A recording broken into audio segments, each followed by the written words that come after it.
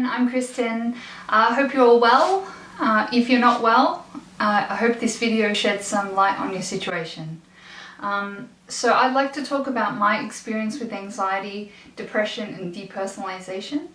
I've had two major episodes, one in 2012 and one at the start of this year, which is 2015.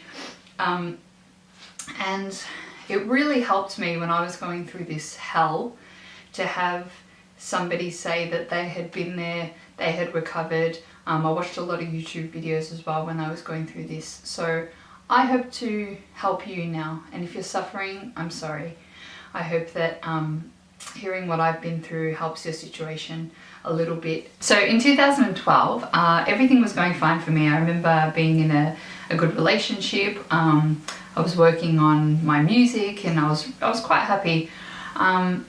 And the trigger that set me off into an anxiety that was very crippling was, unfortunately, I'm not proud to talk about this, not because I judge anybody who does drugs, but I just wish I hadn't, was marijuana. Now, I had only smoked marijuana a couple of times, but this particular time, I don't know whether it had something else in it or it was just too strong or something, but it set me off into a terrible panic attack. Now, I can't even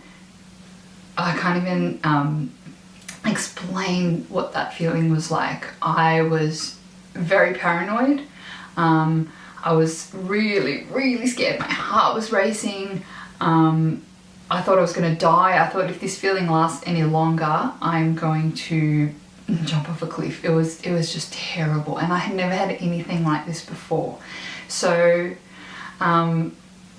that was the trigger that set me off into anxiety. I didn't know it was anxiety at the time, and this is why also I want to make these videos, because I want to talk about some of the symptoms of anxiety, and if you're going through it, I'd like to spare you that worry about whether you think you're going crazy or you're dying, because you're not. It's anxiety, which I didn't know at the time. I had had infrequent episodes of panic attacks when I was a child, but I was completely fine. That I didn't have them for so many years. I actually forgot about them. So when this happened, I just thought that I was dying, basically. And what usually happens when you have, a bad trip on drugs, I guess you wake up the next day and you're fine. But I wasn't. So the next day I remember going away with my partner at the time, and I woke up from the terrible panic attack, and I remember thinking my life wouldn't be the same again, which is really weird, and it wasn't. It spiraled from here. Of course, that terrible panic attack was gone, but my heart was still racing, and I've got a really good appetite, so if I don't eat, there's something wrong. And we went away for the weekend and I just wasn't hungry. I couldn't eat, and I remember it was a camping trip, and I remember going in the tent and at night and just feeling like something was off. So I told him, my partner at the time, and he said, it's okay, you're probably just traumatized from what happened when you smoked the marijuana. And I was like, yeah, it's probably just that. Sorry, if you see me look down, it's just that I've just written some notes on the computer, so I don't forget some things I want to talk about. So I'd never gone to a doctor for this sort of thing, so I was very scared of doctors at the time. I was scared of doctors, I was scared of psychologists, psychiatrists. I thought it meant that I was going nuts and I was a crazy person. I was just in a constant state of anxiety, so my heart was racing all the time, which of course led me to not eat. And in that space of time, I think I lost about 12 kilos, which was in just a couple of months, because I wasn't eating. It just got worse and worse. I couldn't eat. The anxiety was so severe. On top of that, so what I was experiencing was a physical feeling of anxiety when your heart is racing, palms sweaty. What happens with anxiety as well is that you start to conjure up things and think things that you wouldn't normally think, and that sends you into panic as well. So I thought thoughts of I'm going crazy, I've lost my life forever the way it was, intrusive thoughts that I would never think, like very negative, scary thoughts. This is part of anxiety too, which is what I learned.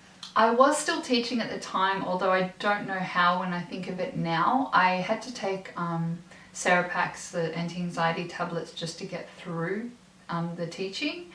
But as soon as I wasn't at teaching, I was just a mess. And of course, being anxious for that long can set you off into depression, and that's what happened. Then I was unable to get out of bed and crying all the time, and it turned more as the medication started to help the anxiety part of it, so I wasn't constantly like that all the time. I was more depressed, so just no motivation for anything. And the worst part about this is that you think that you're never going to get better.